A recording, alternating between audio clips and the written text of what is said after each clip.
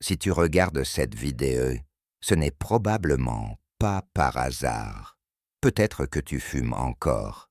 Peut-être que tu as déjà essayé d'arrêter.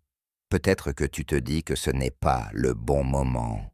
Moi aussi, je me disais ça.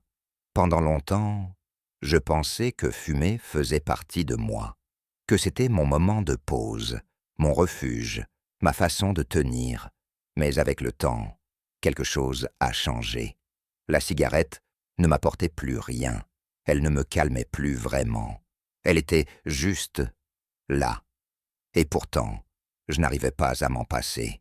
Le pire, ce n'était pas la cigarette, c'était ce que je pensais de moi.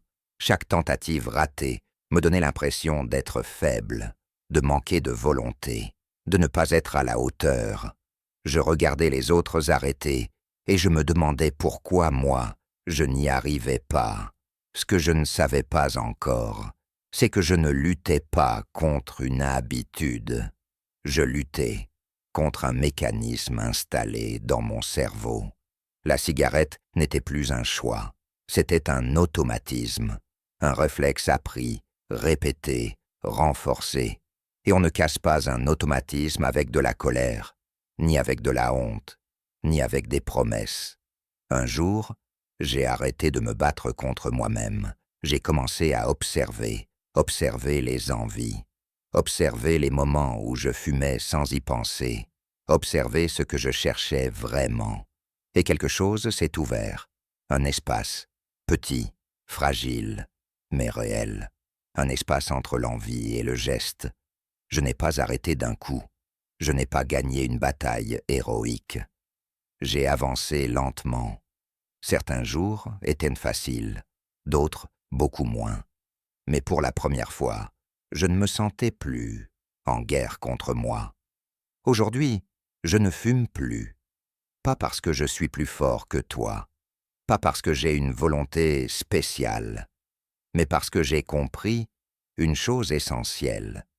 Je n'étais pas faible. Si tu es encore dedans, si tu doutes, si tu as l'impression d'avoir déjà tout essayé, écoute bien ceci. Tu n'es pas cassé, tu n'as rien raté. Et ce qui s'est installé peut se désinstaller, pas dans la violence, pas dans la peur, mais dans la compréhension. Il y a une chose dont on parle rarement quand on parle d'arrêter de fumer. Ce n'est pas le manque, ce n'est pas la peur, ce n'est même pas la cigarette, c'est le silence, ce moment étrange où la cigarette n'est plus là et où tu te retrouves face à toi-même. Au début, ce silence fait peur, parce qu'il n'y a plus ce geste pour remplir les vides, plus cette excuse pour faire une pause, mais peu à peu, quelque chose change. Tu commences à sentir ton corps autrement. Ta respiration devient plus calme, tes pensées moins pressées.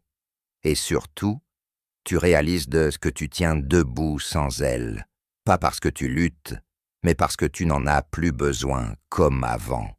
C'est souvent là que tout bascule, pas dans un grand déclic spectaculaire, mais dans un moment simple, presque invisible, un moment où tu comprends que tu n'as rien perdu et que, sans t'en rendre compte, tu es déjà en train de reprendre quelque chose.